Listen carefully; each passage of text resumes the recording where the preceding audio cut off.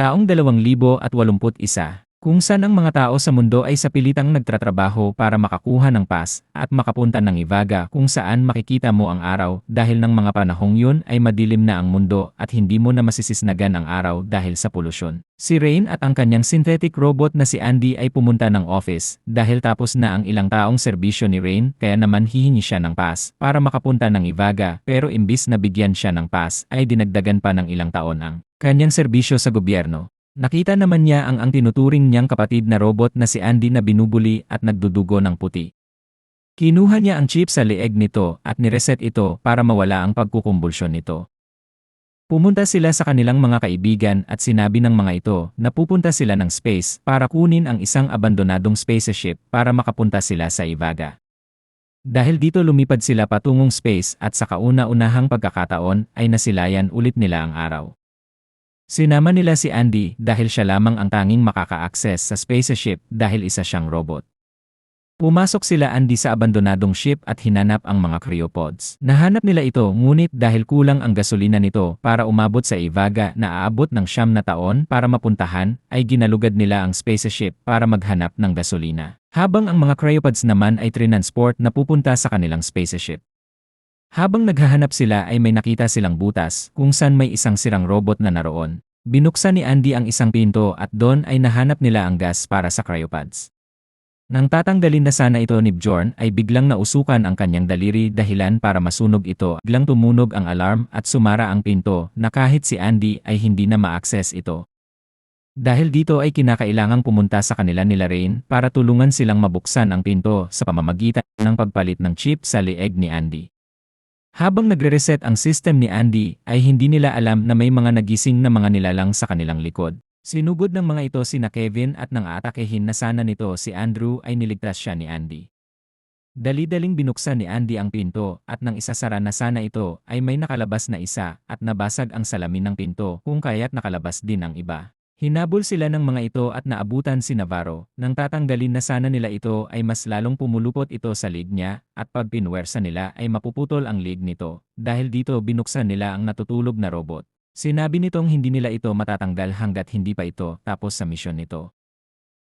Dahil dito nilagyan nila ito ng gas at natanggal nila ito sa leg ni Navarro.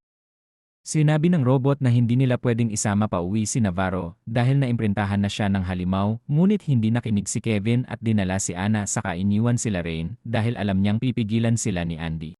Nang makapasok sila sa spaceship ay biglang sumama ang pakiramdam ni Navarro at nang itapat niya ang scanner sa katawan ay makita silang insekto sa loob ng kanyang katawan. Nangisay siya at dahil dito ay naapakan niya ang manibela kung kaya't lumipad ang spaceship. At dahil wala siya sa katinuan ay bumangga ito sa isang parte ng abandonadong spaceship.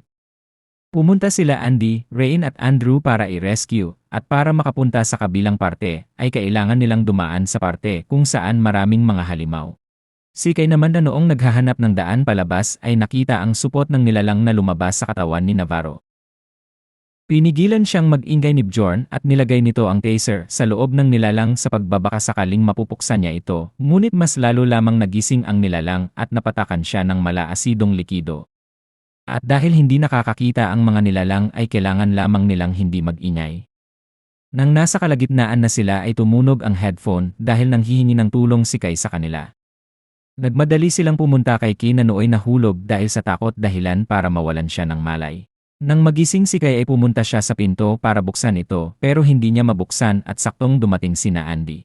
Nang bubuksan na sana ang pinto ay hindi ito tinuloy ni Andy dahil nakit niya ang halimaw sa likod ni Kay na wari hinihintay lamang silang buksan ang pinto bago umatake. Dahil dito ay hindi niya binuksan ang pinto at dinagit ng halimaw si Kay.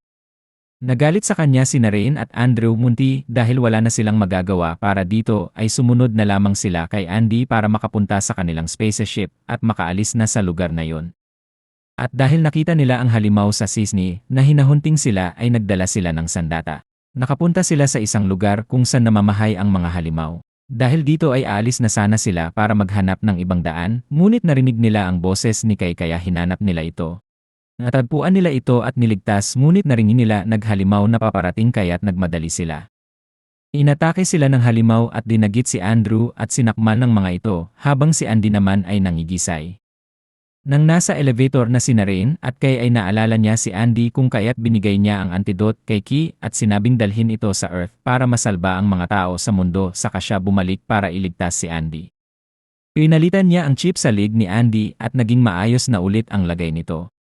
Nakita nila ang halimaw na naroon at libo-libong mga halimaw pa kaya tumakbo sila papunta sa pintuan, ngunit hindi nila ito mabuksan dahil isinara ito ng robot para hindi na sila makalabas pa.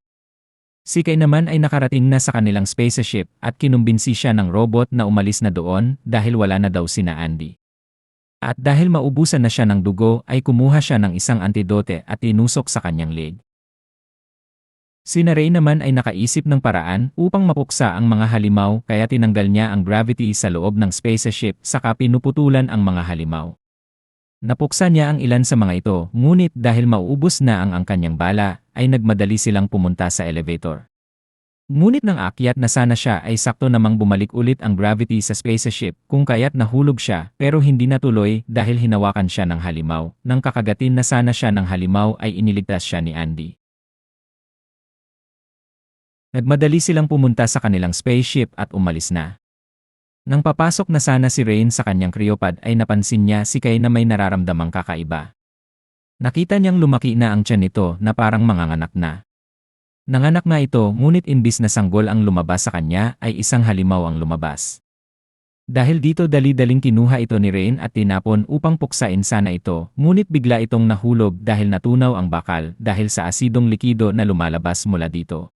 Nang bumaba siya para tingnan ito ay nakalabas na ito sa supot at nakita na lamang niya ang mga footprints nito.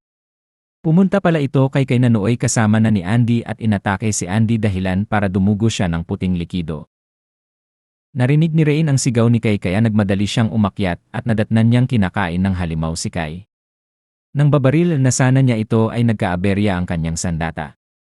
Buti na lang ay nabuksan ang gas kung kaya't nakatakas siya. Ngunit dahil dito ay bumaba ang temperatura ng ship kaya kinailangan niyang magsuot ng suit. Nang masisira na ng halimaw ang pinto ay nakaisip siya ng solusyon at ito ay ihulog ang isang compartment ng ship.